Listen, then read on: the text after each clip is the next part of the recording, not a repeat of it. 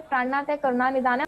शिवरंजनी, हमारी जानकारी ये भी है कि बाबा बागेश्वर की दीवानगी इस कदर है आप में कि आप बद्रीनाथ धाम भी पहुंची थी, तो क्या वहां पर उनसे मिलने का प्रयास आपकी तरफ से हुआ या आपने कोई ऐसा जतन किया हो कि आपकी मुलाकात उनसे हो जाए?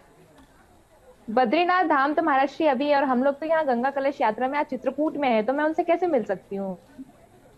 अच्छा, आपकी यात्रा जो है वो अब बागेश्वर धाम की तरफ आगे बढ़ रही है। 16 जून की तारीख का जिक्र आप भी कर रही हैं, जो कि मुझे लगता है कि शायद आपके लिए बड़ा दिन होने वाला है, जिस तरह से आपने भी कहा। क्या चल रहा है इस वक्त मन में, क्योंकि बहुत कम दिन अब बचे हुए हैं, आपके मन में इस वक्त क्या चल रहा है? आप जब बाबा बागेश्वर को पहली बार देखेंगी, उनसे मुलाकात करेंगी, क्या कहेंगी? कुछ तय किया है आपने? कुछ कहने की जरूरत ही नहीं है। पूज्य महाराज श्री हमारे अंतर्यामी, वो सब कुछ जानते हैं और मुझे तो ये भी लगता है मेरे नाम का पर्चा भी बन चुका होगा। चलिए, तो आपको ये लगता है कि बाबा जो है वो अंतर्यामी है और इसलिए आपके मन की बात वो जानते हैं, लेकिन अगर वो आपसे पूछते हैं कि आपके मन की बात क्या है, तो आप उन्हें क्या बताएंगे? वो क्यों पूछेंगे जब वो ऑलरेडी अंतर्यामी है, सब जानते हैं, प्राणनाथ है, तो फिर क्यों ही पूछेंगे। चलिए, तो आपका ये कहना है कि उनकी कुछ बातें जो आपको बहुत अच्छी लगती हैं, जैसे उनके हजारों भक्त हैं, उनमें से आप भी एक भक्त हैं? हाँ, इसके अलावा और कुछ नहीं?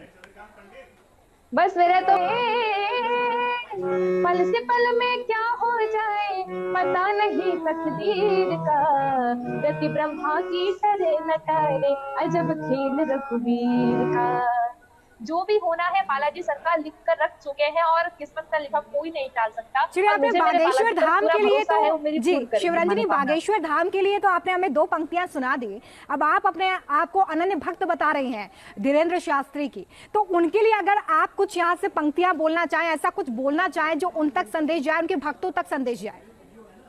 उनकी अर्जी हमारी मर्जी तुम्हारी, अर्जी हमारी मर्जी तुम्हारी, कृपा करियो रे प्रभु मन बसियो रे। चलिए, बहुत ही सुंदर पंक्तियां आपकी तरफ से प्रस्तुत की गई शिवरंजनी, लेकिन मैं यहाँ पर यह भी जरूर आपसे जानना चाहूंगी कि 2021 से आप उन्हें फॉलो कर रही हैं, तो इससे पहले भी कभी मिलने का प्रयास किया आपने धीरेन्द्र शास्त्री से? मैं नहीं मिली हूँ, लेकिन मेरे पिताजी और भाई 5-6 बार करीब धाम में जा चुके हैं और महाराज श्री से परस्पर मुलाकात हुई है। मेरा तो वेरी फर्स्ट टाइम है।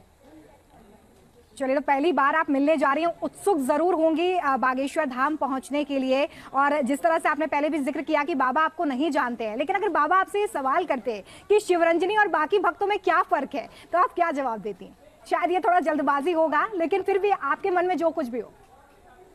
मुझे ऐसा नहीं लगता कि मैं उनके सभी भक्तों में से कोई एक अलग हूँ। जैसे उनके सभी भक्त हैं वैसे मैं भी हूँ। चलिए, तो आप शिव बागेश्वर धाम जो है वो पहुंचने वाली हैं, आप कुछ ही दिन बचे हुए हैं। वहां पर जाकर अगर बाबा बागेश्वर से आपकी मुलाकात होती है फेस टू फेस, तो क्या कहेंगे आप उनसे? अगर मेरी उनसे फेस टू फेस मुलाकात होगी तो चूंकि महाराष्ट्र हर किसी के मन की बात पहचान जाते हैं, अंतर्यामी है, उसमें कोई संदेह नहीं है, तो मैं चाहूंगी कि जब मैं उनसे परस्पर हूं तो मैं उनके मन की एक बात जान के सभी मीडिया के सामने रखूं। मैं भी उनके मन की एक बात जानती हूँ, जो कि सिर्फ मैं जब उनसे लाइव आऊंगी उनके साथ में तभी। बार बढ़ाना चाहते हैं क्या? बहुत जल्दी, बहुत जल्दी। तो विवाह करेंगे आप? पक्का है, उसमें कोई संदेह नहीं। ये कोई गुनाह थोड़ी है। तो रिश्ते तो और हमने कोई झोली नहीं ली, सन्यासी भी नहीं है कि हम वही कोई धर्म के खिलाफ कुछ काम कर रहे हो। हमने कोई सन्यास धारण नहीं किया, हम कोई महात्मा भी नहीं है, हम अपने आप को कोई आचार्य भी नहीं, हम एक गुरु परंपरा के हैं। और शादी करें भी तो क्या गुनाह है साहब? आपकी भी तो हुई होगी। तो लड़की देख ली है आपने या देख रहे हैं? अभी तो नहीं देखी। अभी नहीं देखी। आपको मिले तो खबर क्या। तो ये जिम्मेदारी आप मेरी लगा रहे हैं? नहीं, फिर हम उसमें आ जाएंगे। आप देख के कल प्रस्तुत कुछ कर दो।